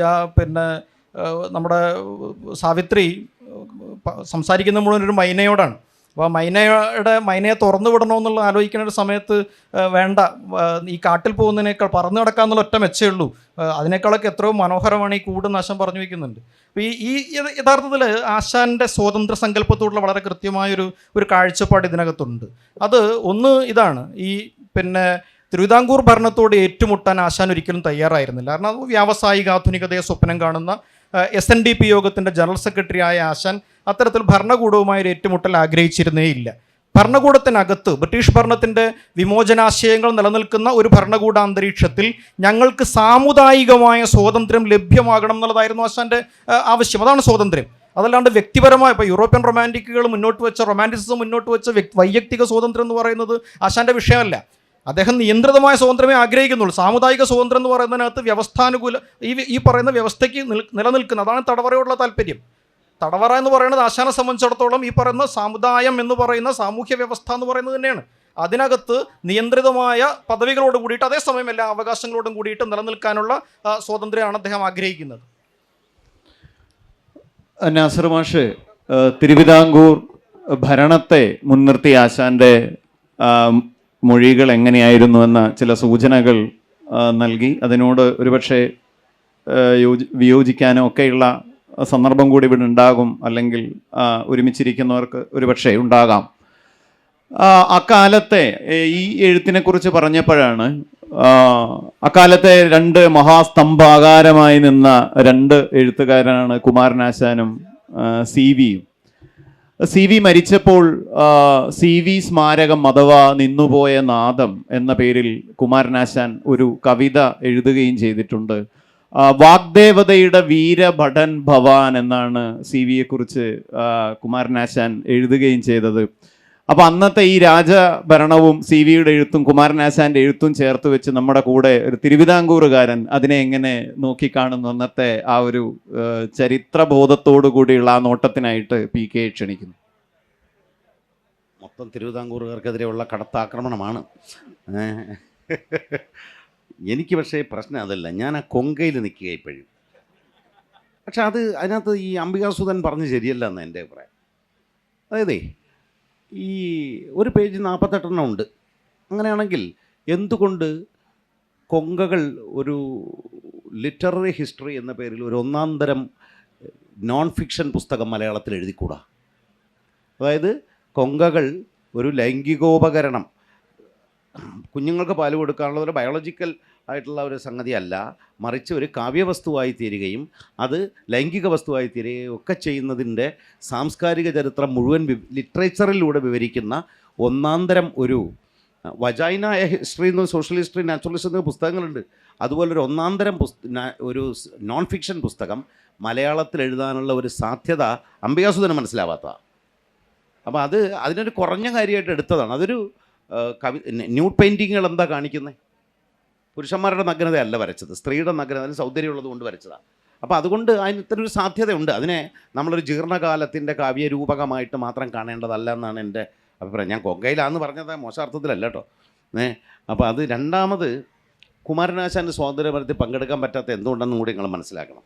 ഇന്ത്യയിൽ അദ്ദേഹം, ഞാൻ ആ 17 കൊല്ലത്തിൻ്റെ കഥ പറഞ്ഞ് പിന്നെ മാറിപ്പോയതാണ്, ആദ്യം പറയാൻ ഉദ്ദേശിച്ചതാണ്. അതായത് 24 അദ്ദേഹം മരിച്ചു. ഇന്ത്യയിലെ സ്വാതന്ത്ര്യ സമരം തുടങ്ങുന്നത് കേരളത്തിലും 1920 മാത്രമാണ്. അതിനു മുമ്പ് ഇൻ്റർനാഷണൽ കോൺഗ്രസ് പെറ്റീഷൻ കൊടുക്കുന്ന ഒരു സംഘടനയാണ്. അത് സ്വാതന്ത്ര്യം വേണമെന്നോ ഞങ്ങൾ സമരം ചെയ്യുമെന്നോ പറഞ്ഞിരുന്നില്ല. 20 നിസ്സഹകരണ പ്രസ്ഥാനം മഹാത്മാഗാന്ധി ആരംഭിക്കുന്നത് മുതലാണ് സ്വാതന്ത്ര്യ സമരം. 30 കൊല്ലമാണ് സ്വാതന്ത്ര്യ സമരം നടന്നിട്ടുള്ളത്.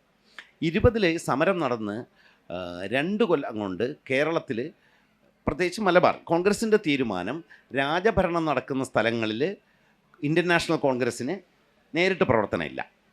ബ്രിട്ടീഷ് ഭരണകൂടത്താണ് നേരിട്ട് സ്വാതന്ത്ര്യ സമര പ്രവർത്തനം നടത്തുന്നത്. അങ്ങനെ 5 ജില്ലാ കമ്മിറ്റികൾ ഉണ്ടാക്കി. ആദ്യമായി മലബാർ ജില്ലാ കമ്മിറ്റി, തിരുവിതാംകൂർ എന്നൊരു ജില്ലാ കമ്മിറ്റിയുണ്ട്. തിരുവിതാംകൂർ മൊത്തം ഒരു കോൺഗ്രസ് കമ്മിറ്റിയാണ്. അത് കഴിഞ്ഞാണ് 21 ഒറ്റപ്പാലം സമ്മേളനത്തിൽ ആണ് സജീവമായ, 23 ഒറ്റപ്പാലം സമ്മേളനം. അപ്പോഴത്തേക്കും 22 മലബാർ ലഹള നടക്കുന്നു. മലബാർ ലഹളയോടുകൂടി കോൺഗ്രസ് പ്രവർത്തനം അസാധ്യമായി തീരുന്നു. അതോടുകൂടി കോൺഗ്രസ് നിശ്ചലമായി തീരുകയാണ്. ആ സമയത്താണ് കേശവമേനോൻ്റെ പേരിൽ നിരോധനാജ്ഞയുണ്ട്. കേശവമേനോനാണ് അന്ന് മലബാർ ജില്ലാ കമ്മിറ്റിയുടെ സെക്രട്ടറി. അന്ന് പ്രസിഡൻ്റില്ല, KPCC രൂപവൽക്കരിച്ചിട്ടില്ല, പ്രൊവിൻഷ്യൽ എന്നായിരുന്നു. കേരള പ്രദേശ് കമ്മിറ്റിക്കുമ്പോൾ പ്രൊവിൻഷ്യൽ കമ്മിറ്റി എന്നായിരുന്നു. ഈ കേശവമേനോൻ ഒരു കപ്പലിൽ ഒളിച്ചുപോയി. കാരണം നിരോധനാജ്ഞ ഉള്ളതുകൊണ്ട് കോഴിക്കോട് വിടാൻ പാടില്ല. ഒരു നിരോധനാജ്ഞ ആഴ്ചയിൽ ഒരിക്കലായി നിരോധനാജ്ഞ സ്ഥിരപ്പെടുത്തുന്നത്. അപ്പോൾ വെള്ളിയാഴ്ച വൈകുന്നേരം കഴിഞ്ഞ പിന്നെ ശനി ഞായറും അവധിയാണ്. പിറ്റേ ദിവസം ആഫീസ് തുറക്കുന്നതിന് മുമ്പ് ഇദ്ദേഹം ഒരു കപ്പലിൽ കയറി കോഴിക്കോട് നിന്ന് ബോംബെ പോയി നിന്ന് അവിടെ നിന്നൊരു തീവണ്ടിക്ക് അഹമ്മദാബാദിൽ പോയി. മഹാത്മാഗാന്ധിയെ അറസ്റ്റ് ചെയ്ത് ജയിലിലിട്ടിരിക്കുകയാണ്. മഹാത്മാഗാന്ധിയെ പോയി കണ്ടു. ഗ്രേറ്റ് ട്രയൽ എന്നൊരു പുസ്തകം ഇംഗ്ലീഷിൽ അന്ന് എഴുതിയിട്ടുണ്ട്. എന്നിട്ട് ഈ വിചാരണയ്ക്ക് സാക്ഷ്യം വഹിച്ചു. അന്ന് തന്നെ ഗാന്ധി, ആദ്യത്തെ അറസ്റ്റാണ് ഗാന്ധിയുടെ. ഗാന്ധിയെ എർവഡ ജയിലിലേക്ക് കൊണ്ടുപോയി. കേശവമേനോൻ തിരിച്ചു വന്നിട്ടാണ് ഈ മാതൃഭൂമി തുടങ്ങുകയും KPCCയുടെ പ്രവർത്തനം, കേരളത്തിലെ കോൺഗ്രസ് പ്രവർത്തനം തുടങ്ങുകയും ചെയ്തു. അപ്പോൾ 23 ശേഷമാണ്, 22 മലബാർ ലഹളയെ തുടർന്ന് എല്ലാം അവസാനിച്ചു പോയി. 23 ശേഷമാണ് ശരിക്ക് സ്വാതന്ത്ര്യ സമരത്തിൻ്റെ ആദ്യത്തെ സംഘടനാ പ്രവർത്തനങ്ങൾ തുടങ്ങുന്നത്. പിന്നെ ഒരു കൊല്ലമേ ആശാന് ജീവിച്ചിരിക്കാൻ പറ്റൂ. അതായത് സ്വാതന്ത്ര്യ സമരത്തിൻ്റെയും കോൺഗ്രസ് പ്രവർത്തനത്തിൻ്റെയും അലയൊലികൾ കേരള സമൂഹത്തിൽ വ്യാപിക്കുന്നതിന് മുമ്പേ ആശാൻ മരിച്ചു കഴിഞ്ഞിരുന്നു. കാരണം കോൺഗ്രസ് പ്രവർത്തനം സജീവമായത് ശരിക്കും ജാതിയുടെ ഇഷ്യൂ ഉയർത്തിയ വൈക്കം സത്യാഗ്രഹത്തിലൂടെയാണ്. SNDPയും കേശവമേനോനും ഒക്കെയാണല്ലോ നയിച്ചത്. പക്ഷേ അപ്പോഴത്തേക്കും ആശാൻ മരിച്ചുപോയി. അപ്പോൾ അതുകൊണ്ടാണ് സ്വാതന്ത്ര്യ സമരത്തിൻ്റെ വലിയ സന്ദേശങ്ങൾ വരാത്തത്. മാത്രമല്ല മലബാർ ലഹളയെക്കുറിച്ച് അന്ന് ലഭ്യമായിരുന്ന വിവരങ്ങളൊക്കെ ലഭ്യമായ വിവരങ്ങളാണ് ചെയ്തത്. മറിച്ച് ഈ തിരുവിതാംകൂറിനെ നമ്മൾ ഈ കാണുമ്പം രാജാക്കന്മാരെല്ലാം പരമദുഷ്ടന്മാരായിരുന്നു എന്നുള്ള ഒരു മുൻകൂർ തീരുമാനിച്ചിട്ടാണ് നമ്മൾ നിൽക്കുന്നത്. അപ്പോൾ തിരുവിതാംകൂറിലെ ഭരണകൂടത്തിൻ്റെ ഒരു പ്രത്യേകത അത് ജനപ്രതിനിധി സഭകൾ ഉണ്ടാക്കിയതാണ്. മൈസൂറും തിരുവിതാംകൂറുമാണ് ജനപ്രതിനിധി സഭകൾ ഉണ്ടാക്കുകയും അയ്യങ്കാളി എന്തുകൊണ്ടാണ് നിയമസഭാംഗമായത്? കുമാരനാശാനും നിയമസഭാംഗമായി. അപ്പോൾ ഈഴവരെയൊക്കെ കണ്ടു കഴിഞ്ഞാൽ ഉടനെ പൊരിച്ചു തിന്നുന്ന സവർണന്മാരുടെ ഒരു ഭയങ്കര ജാതിഭ്രാന്തന്മാരുടെ സ്ഥലമൊന്നും ആയിരുന്നില്ല അത്. ഈ നാരായണ ഗുരു എന്ന് പറഞ്ഞ ആൾ ഇവിടുന്ന് തിരുവനന്തപുരം നഗരത്തിൽ ജനിച്ച ആളാണ്. ഈ പറയുന്ന നവോത്ഥാന നായകന്മാരെല്ലാവരും ജനിച്ചത് ഇവിടെ ഈ നഗരത്തിനകത്താണ്. അയ്യങ്കാളി ഇവരെല്ലാവരും നിയമസഭാംഗങ്ങളുമായിരുന്നു. ഈ കുമാരനാശാൻ വളരെ ബഹുമാന്യനായ കവി. അദ്ദേഹം പാഠപുസ്തകങ്ങളിൽ പ്രവേശിക്കുക തിരുവിതാംകൂർ രാജകുടുംബാംഗമാണ് അവതാരിക എഴുതുന്നത്. അപ്പോൾ അതുകൊണ്ട് രാജകുടുംബത്തിന് അദ്ദേഹം തള്ളിപ്പറയാൻ തക്ക പ്രശ്നങ്ങളൊന്നും അവിടെ ഉണ്ടായിരുന്നില്ല. പിന്നെ നമ്മൾ ഇന്ന് കാണുന്ന രീതിയിലല്ല ജാതിയുടെ ക്വസ്റ്റ്യനെ അന്നുള്ളവർ അഡ്രസ്സ് ചെയ്തിരുന്നത്. ഇങ്ങനെ ഒരു വശം കൂടി അതിനകത്ത് ഉണ്ടെന്നാണ് ഞാൻ പറഞ്ഞത്. അപ്പോൾ ബാക്കി നിങ്ങൾ പറഞ്ഞതിനോടെല്ലാം ഞാൻ യോജിക്കുന്നുണ്ട്. വ്യക്തിപരമായ സ്വാതന്ത്ര്യം റൊമാൻറ്റിക്കുകളുടെ സ്വാതന്ത്ര്യമല്ല. അതിൻ്റെ പ്രശ്നം ഇതാണ്, ദേശീയ സ്വാതന്ത്ര്യത്തെ നിർവചിക്കാൻ അദ്ദേഹത്തിന് സമയം കിട്ടിയിരുന്നില്ല. ഇനി അധിക സമയമില്ലാത്തത് കൊണ്ട് ഞാൻ മറ്റൊരു കാര്യത്തെക്കുറിച്ചുണ്ട്. ആശാൻ തന്നെ കവിഞ്ഞു നിൽക്കുകയും സമകാലികനായി തീരുന്നതിൻ്റെ ഒരു പ്രധാനപ്പെട്ട കാര്യം ഈ കാവ്യഭാഷയിലും പ്രമേയത്തിലും കൊണ്ടുവന്ന മാറ്റമാണെന്ന് നമ്മളെല്ലാവരും സമ്മതിച്ചു കഴിഞ്ഞ സ്ഥിതിക്ക് ആശാൻ്റെ ഏറ്റവും പ്രധാനപ്പെട്ട കാവ്യം ചിന്താവിഷ്ടയായ സീതയാണ്. പിന്നെ നമുക്ക് മറ്റ് താല്പര്യങ്ങളൊക്കെ ഉണ്ടെങ്കിൽ ആശാനെ നമുക്ക് ഒരു നവോത്ഥാനവാദിയും ഒക്കെ ആക്കണമെങ്കിൽ നമുക്ക് ദുരവസ്ഥയെയും മറ്റേ ചന്താലഭിക്ഷിയൊക്കെ മഹാകവിതകളാണെന്ന് പ്രസ്താവിക്കാം. പക്ഷെ നിങ്ങൾ കവിതയോടാണ് കൂറു പുലർത്തുന്നതെങ്കിൽ ചിന്താവിഷ്ടയ സീതയാണ് 20-ാം നൂറ്റാണ്ടിലെ ഏറ്റവും മികച്ച കവിത എന്ന് നിങ്ങൾക്ക് സമ്മതിക്കാതെ മുന്നോട്ട് പോകാൻ പാടില്ല. കാരണം ചിന്താവിഷ്ടയായ സീത നിർമാല്യം സിനിമയിൽ നിന്ന് എടുക്കാൻ പറ്റാത്തതുപോലെ ഇനി സാധ്യമല്ലാത്ത കവിതയാണ്. ഒരു നിശ്ചല കാലത്തിൽ അവസാനിച്ചു. കാരണം ശ്രീരാമൻ്റെ വേദത്തെ ചോദ്യം ചെയ്യുന്ന ഒരു സീതയെ നിർമ്മിക്കാൻ കഴിഞ്ഞു എന്നുള്ളതാണ് ആശാൻ്റെ ഏറ്റവും വലിയ പ്രത്യേകത. അത് ഒരു പുരാണ കഥ എടുത്ത് വെച്ച് അങ്ങ് വ്യാഖ്യാനിക്കുകയല്ല ചെയ്തത്, മറിച്ച് സ്ത്രീയുടെ ആന്തരലോകത്തെക്കുറിച്ച് ആരാ പറഞ്ഞു? നിങ്ങൾ രണ്ടുപേരും ആരാ പറഞ്ഞു? സ്ത്രീയുടെ നിങ്ങൾ പറഞ്ഞില്ലേ? ഈ ആന്തരലോകത്തെക്കുറിച്ചുള്ള ചിന്ത മാത്രമല്ല, ആശാൻ അതൊരു സ്ത്രീവാദ ചിന്തയൊക്കെ കേരളത്തിൽ തുടങ്ങിക്കളയാതൊന്നും ഉദ്ദേശിച്ചല്ല തുടങ്ങിയത്. ആശാൻ അതിലെ സാധ്യതകൾ പരിശോധിച്ചുകൊണ്ട് വ്യക്തികളുടെ സ്വാതന്ത്ര്യത്തെയും വ്യക്തികളുടെ ജീവിതത്തെയും പുതുതായി നിർവചിക്കാൻ ശ്രമിച്ചു എന്നുള്ളതാണ് ആശാൻ്റെ കവിതയുടെ ഏറ്റവും വലിയ പ്രത്യേകത. ഒരു പക്ഷേ മലയാള കവിതയിലെ ഏറ്റവും മോഹനങ്ങളായ പല സന്ദർഭങ്ങളും കാവ്യഭാഷയുടെ സന്ദർഭങ്ങൾക്ക് ഏറ്റവും നല്ല ഉദാഹരണങ്ങൾ നമുക്ക് കിട്ടുന്നത് ഇതിലാണ്. പറ്റിപ്പോയെന്ന് വെച്ചാൽ പഴയ നിരൂപണത്തിന് ചില ദുശീലങ്ങളുണ്ട്. ഓരോ കാലത്തെ നിരൂപണത്തിന്, ഇന്നത്തെ നിരൂപണത്തിനും ഉണ്ട് അതിൻ്റെ ദുശീലങ്ങൾ. അതാണ് നമ്മൾ വ്യാഖ്യാനിച്ച് തകർത്ത് കളയും. വ്യാഖ്യാനിച്ചില്ലേ? രാജവിരുദ്ധമായ കവിതയായിട്ട് വ്യാഖ്യാനം ചില സത്യമുണ്ട് അതിനകത്ത് കേട്ടോ, ഞാൻ ഇല്ലെന്നല്ല പറഞ്ഞു. ഈ അതുപോലെ ഞാനത് പറഞ്ഞത് ഈ സീതാകാവ്യത്തിൻ്റെ ഏറ്റവും വലിയ പ്രത്യേകത അത് പൊയട്രി എങ്ങനെ എഴുതണം എന്നുള്ളതിൻ്റെ ഒരു ടീച്ചിങ് കൂടിയാണ്. പക്ഷെ അന്നത്തെ പഴയ നിരൂപകരെ ലോകോക്തികളിൽ കയറി പിടിച്ചു. പാരതന്ത്ര്യം മറ്റേ മാനികൾക്ക് എന്നൊക്കെ പറഞ്ഞിട്ടുള്ള ഉദ്ധരിക്കാൻ പറ്റിയ വരികൾ എഴുതിയ കോട്ടബിൾ കോട്ട് കവിയാണ് ആശാൻ എന്ന് വിചാരിച്ച് ലോകോക്തികളും സ്വഭാവോക്തി, സദൃശോക്തി, ഈ അലങ്കാരങ്ങൾ കയറി പിടിച്ചു. പണ്ട് അങ്ങനെയാണല്ലോ അലങ്കാരം, സാമ്യമൂലക അലങ്കാരം എന്നൊക്കെ എഴുതി ലക്ഷണമൊക്കെ എഴുതി വയ്ക്കും. അപ്പോൾ അങ്ങനെയല്ലേ നമ്മളെയൊക്കെ പഠിപ്പിച്ചേ? എനിക്കറിയാം ഉൽപ്രേക്ഷയുടെ ലക്ഷണം ചോദിച്ചപ്പോൾ ഒരുത്തം പറഞ്ഞ് മറ്റൊന്നിൻ ധർമ്മയോഗത്തിൽ താനല്ലയോടോ ഇതെന്ന് വർണ്ണത്തിൽ ആശങ്ക എന്ന് സാറിനോടങ്ങ് പറഞ്ഞു. അന്നത്തോടെ എനിക്ക് മനസ്സിലായി ഈ അലങ്കാരം അർത്ഥശൂന്യമാരുടെ എന്ന്. അതുപോലെ അലങ്കാരമൊക്കെ നോക്കിക്കൊണ്ട് നടന്നുകൊണ്ടാണ് ഈ ലോകോക്തി പിടിക്കാൻ പോയത്. അങ്ങനെ ആശാനെ നല്ല കൊട്ടേഷൻ പറയുന്ന ഒരാളായി നമ്മൾ തെറ്റിദ്ധരിച്ചു പോയി. പക്ഷേ നമ്മുടെ കവിതയിലെ ഏറ്റവും മോഹനങ്ങളായവർ, ഞാൻ മോഹനം എന്ന വാക്കാണ് ഉദ്ദേശിച്ചത്, റൊമാൻറ്റിക്കാണ് ആ വാക്ക്, അത്രയും മനോഹരമായ വാക്കുകൾ സൃഷ്ടിച്ചുകൊണ്ട് ഭാവിയിലെ കവികൾക്ക് മുന്നോട്ട് പോകാൻ, എത്രയും ദൂരങ്ങൾ പോകാൻ, അത് ഈ കുമാരനാശാൻ എങ്ങനെയാണ് കവികളെ വിമോചിപ്പിക്കും വെളിച്ചം കാണിക്കുന്ന അറിയണമെങ്കിൽ ആ ബാലേന്ദ്രൻ ചുള്ളിക്കാടിൻ്റെ കവിത മൊത്തം വായിച്ചാൽ മതി. ഇങ്ങനെ വാർന്ന് വീഴുകല്ലേ വിയോഗിനി, അല്ലേ? വിയോഗിനി എന്ന് പറഞ്ഞ വൃത്തമാണ്, വിരഹാതുരയുടെ വൃത്തമാണ് ചിന്താവിഷ്ടയ സീതയിൽ ഉപയോഗിച്ചിരിക്കുന്നത്. ബാലേന്ദ്രൻ അതേ വൃത്തം എത്ര മനോഹരമായിട്ട് ഉപയോഗിക്കുന്നു. ബാലേന്ദ്രൻ ചുള്ളിക്കാടിൽ നോക്കിയത് ബാലേന്ദ്രനിൽ മാത്രമല്ല, മലയാളത്തിലെ വലിയ കവികളിൽ പലരെയും കീറി നോക്കിയാൽ നിങ്ങൾക്ക് കുമാരനാശാൻ പ്രതാപിയായി വസിക്കുന്നത് കാണാം. 100 കൊല്ലത്തിന് ശേഷം ഒരു കവിക്ക് അതിനപ്പുറം എന്ത് നേടാൻ? അദ്ദേഹം ഇൻകുലാബ് വിളിച്ചു, SNDP യോഗത്തിൽ ഭാവി വെള്ളാപ്പള്ളി നിരാശൻ്റെ ഇരിക്കാനുള്ള കസേരയിൽ ഇരുന്നു കൊടുത്തു തുടങ്ങിയ കാര്യങ്ങളല്ല ഒരു കവിയെ സംബന്ധിച്ച് ഏറ്റവും പ്രധാനപ്പെട്ട കാര്യം. അദ്ദേഹം നമുക്ക് വീണ്ടും വീണ്ടും വായിക്കാനുള്ള കവിതകൾ എഴുതിക്കൊണ്ടേ ഇരുന്നു എന്നുള്ളതാണ് ഒരു ഹ്രസ്വായുസിനിടയിൽ. ആധുനിക സ്ത്രീവാദത്തിൻ്റെ ആശയ പശ്ചാത്തലമൊക്കെ ഇന്ന് നോക്കിയാൽ നമുക്ക് കുമാരനാശാൻ്റെ ഈ പറഞ്ഞ ചിന്താവിഷ്ടയായ സീതയിൽ കാണാം. ആളുകൾ ഭാരതീയ ഇതിഹാസങ്ങളിലേക്ക് കടക്കുന്നത് പലപ്പോഴും അതിനെ പുകഴ്ത്താനാണെങ്കിൽ അതിനെ സീതയെ ഒരു മധ്യകാല ഭക്തിയുടെ ആ സ്ഥലത്ത് നിന്നും ഒരാധുനിക സ്ത്രീയാക്കി, അത്തരം വിവേകമുള്ള ആത്മബോധമുള്ള സ്ത്രീയാക്കി ഉണർത്തിയെടുത്ത ആ കാവ്യ ഭൂപടം കഴിഞ്ഞ നൂറ്റാണ്ടിൽ എഴുതപ്പെട്ട ഏറ്റവും മനോഹരമായ മഹത്തായ കാവ്യമാണ് എന്ന് PK പറഞ്ഞതുകൊണ്ട് തന്നെ സീതയെക്കുറിച്ച് കുറച്ച് സംസാരിച്ച് ഞാൻ ഈ സെഷൻ ഓഡിയൻസിലേക്ക് തുറന്നു വെക്കും. അതിനായി സജയ് മാഷെ ക്ഷണിക്കുന്നു.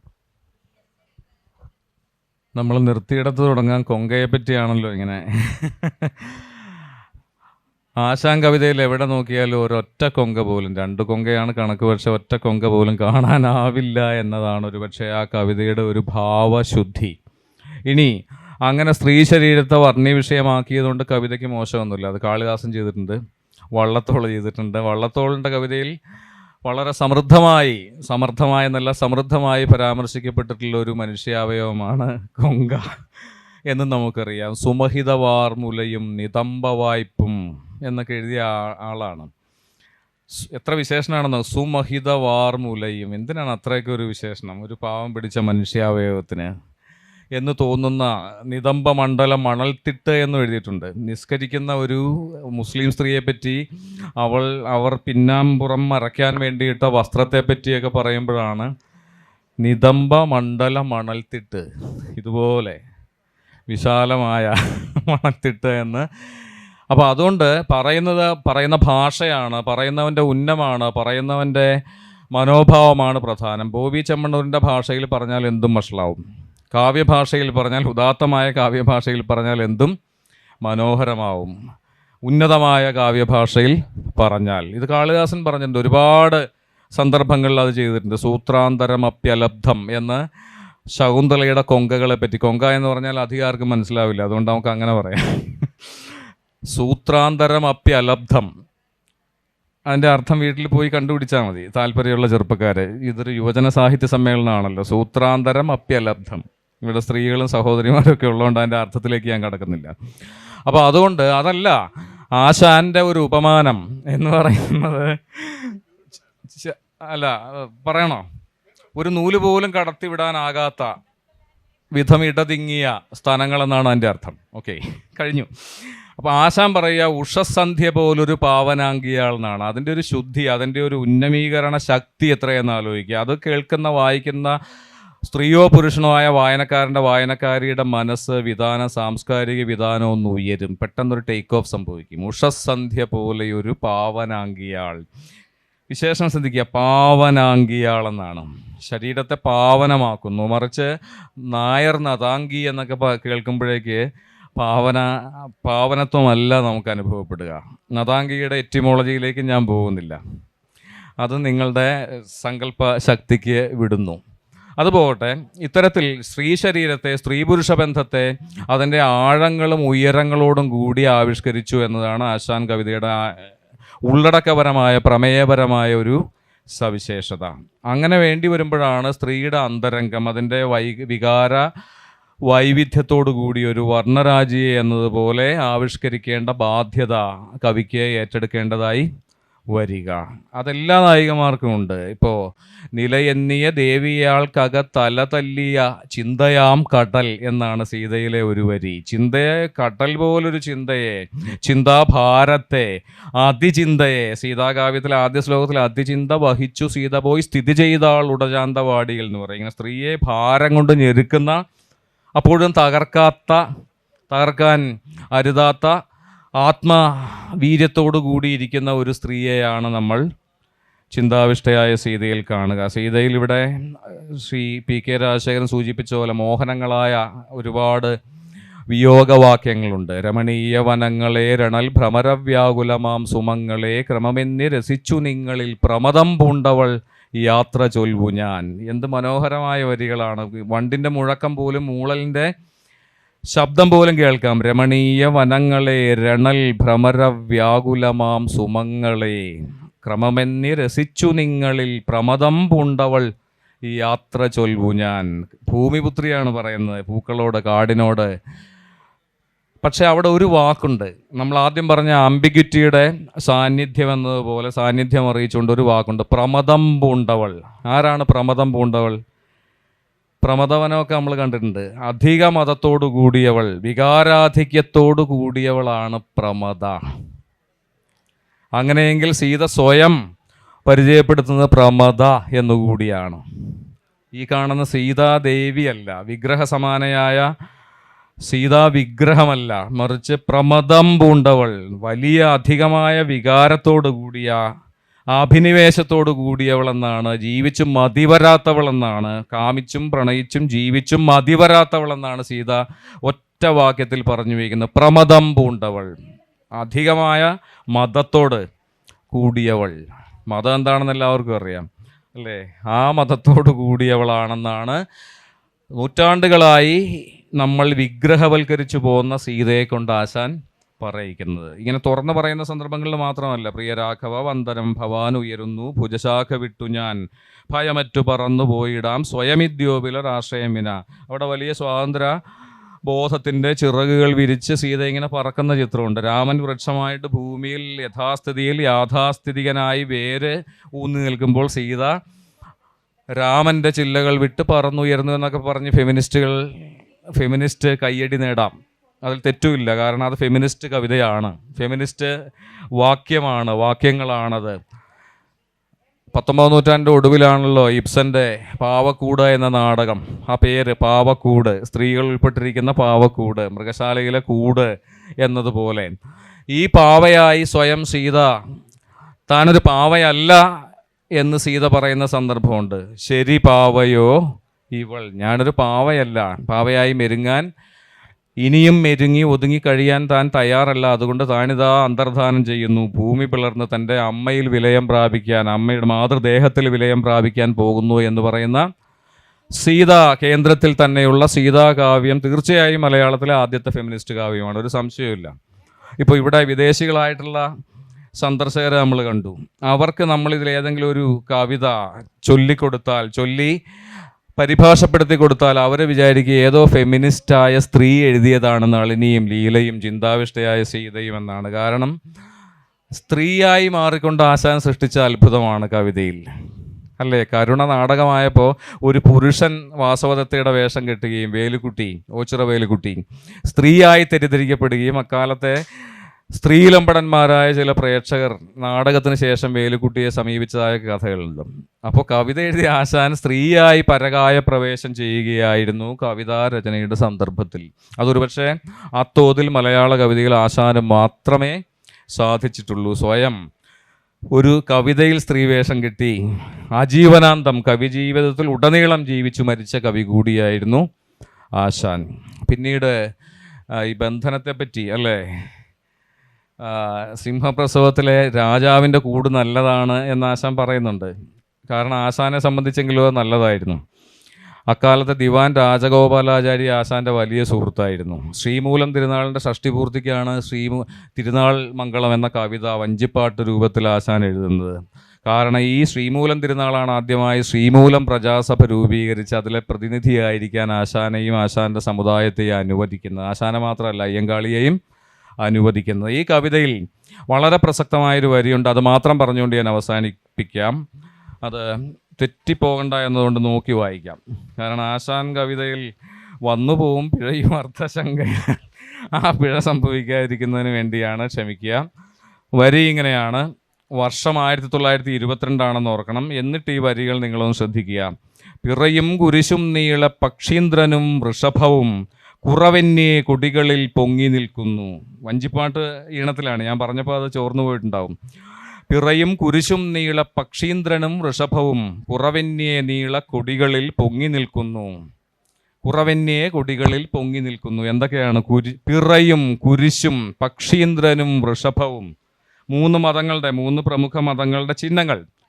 പിറ എന്ന വാക്കാണ് ആശാൻ ഉപയോഗിക്കുന്നത്, റംസാൻ പിറ എന്നതുപോലെ. പിറയും കുരിശും പക്ഷീന്ദ്രനും വൃഷഭവും കുറവന്യേ കൊടികളിൽ പൊങ്ങി നിൽക്കുന്നു. എവിടെ? ശ്രീമൂലം തിരുനാളിൻ്റെ തിരുവിതാംകൂറിൽ. അത് മോശമാണോ? ഈ ആശാനെ നിതംബ വാസവദത്തെക്കുറിച്ച് എഴുതിയപ്പോൾ നിതംബ ഗുരുതയാൽ നിന്നട അങ്ങ് കുഴിഞ്ഞുപോയി എന്നും എഴുതിയിട്ടുണ്ട് കേട്ടോ. അപ്പോൾ ഒരിടത്ത് താല്പര്യമില്ലെങ്കിൽ ഞാൻ നേരത്തെ പറഞ്ഞതിനകത്ത്, നേരത്തെ പി കെ രാജശേഖരൻ പറഞ്ഞ സമയത്ത് ഉള്ള ഒരു സംഗതി, ഈ ആശാൻ ബ്രിട്ടീഷ് അനുകൂലിയായിരുന്നു എന്നുള്ളതോ അല്ലെങ്കിൽ സ്വാതന്ത്ര്യ സമരത്തിൽ ഒരു ആക്ടിവിസ്റ്റായി പങ്കെടുത്തില്ല എന്നുള്ളതോ തിരുവിതാംകൂർ രാജകുടുംബത്തോട് അദ്ദേഹത്തിന് കൂറുണ്ടായിരുന്നു എന്നുള്ളതോ ഞാനൊരു ആരോപണമായിട്ടേ അല്ല ഉന്നയിച്ചത്. അത് അത്തരം കാലത്തിൻ്റെ ചില വൈരുദ്ധ്യങ്ങളാണ്. ആ വൈരുദ്ധ്യങ്ങളെ ചരിത്രപരമായി കാണേണ്ടതുണ്ട് എന്ന് സൂചിപ്പിക്കുകയാണ് ചെയ്ത്. അങ്ങനെ ഒരു ധ്വനി വന്നു പോയെങ്കിൽ തെറ്റിദ്ധാരണ ഒഴിവാക്കണമെന്ന്. സംഘാടകർ നമ്മളോട് സമയത്തിൻ്റെ ചില സൂചന അവസാനിപ്പിക്കാൻ തന്നിട്ടുണ്ട്. ഓഡിയൻസിലേക്ക് കൈമാറുന്നുണ്ട്. ഇവിടെ ആശാന്റെ കാവ്യഭാഷയുടെ തുടർച്ചയാണ് ബാലേന്ദ്ര ചുള്ളിക്കാടൻ്റെ കവിത എന്ന് പറഞ്ഞതുകൊണ്ട് ഒരു ശ്ലോകം കഴിഞ്ഞ വർഷം അദ്ദേഹം ആശാൻ സ്മൃതി എന്ന പേരിൽ എഴുതിയത് ഒന്ന് പറഞ്ഞുകൊണ്ട് അവസാനിപ്പിക്കാൻ. ചൊല്ലാനുള്ള ശേഷി എനിക്കില്ല. കവിത അവിടെ നടക്കുന്നുണ്ടായിരുന്നല്ലോ അല്പം മുമ്പ്. കഷ്ടം മുങ്ങി മരിച്ചു ബാഷ്പജലധി മധ്യത്തിൽ അങ്ങെങ്കിലും, ചിത്തക്ഷോഭകരം ജഗധ്വനിഭരം ശബ്ദം നിലച്ചെങ്കിലും, നിത്യം ജീവിത സത്യപാഠമരുളും നിന്നാത്മവിദ്യാലയം, ദുഃഖോപാസന വന്നി വാങ്മയമയം നിർമ്മിച്ചു നിൻ സ്മാരകം. ആശാൻ കവിതയല്ലേ? ഒരിക്കൽ കൂടി ചൊല്ലുന്നില്ല, സമയമില്ലാത്തതുകൊണ്ട്.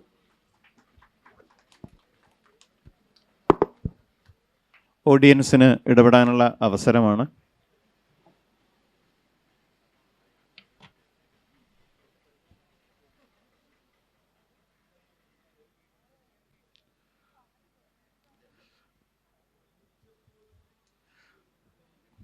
കുമാരനാശാൻ ലോകത്തെ വാക്കിൽ തൊടാനുള്ള ഭയം കൊണ്ടാണോ എന്നറിയില്ല, ഓഡിയൻസ് ആരും എഴുന്നേറ്റ് നിൽക്കുന്നില്ല.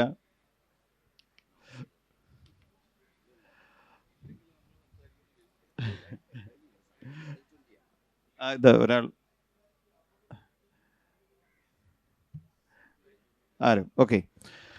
അപ്പോൾ കുമാരനാശാനെ വായിച്ച 100 വർഷങ്ങൾ എന്ന ഈ ശീർഷകത്തിൽ നടന്ന ഈ സംഭാഷണം അവസാനിപ്പിക്കുകയാണ്. എന്തായാലും വിചാരിച്ചതല്ല, ഈ കരുതുപതിക ചെയ്യുവയ്യ ചെയ്യാൻ വരുതി ലഭിച്ചതിൽ നിന്നിടാ വിചാരം, എങ്കിലും നമുക്ക് ഇത് അവസാനിപ്പിക്കേണ്ടിയിരിക്കുന്നു. തീർച്ചയായും ഈ നിമിഷത്തിന് സാക്ഷിയായവരെ സ്വാഗതം ചെയ്തുകൊണ്ട് അവർക്ക് നന്ദി പറഞ്ഞുകൊണ്ട് ഈ സെഷൻ അവസാനിച്ചതായി അറിയിക്കുന്നു. നന്ദി, നമസ്കാരം.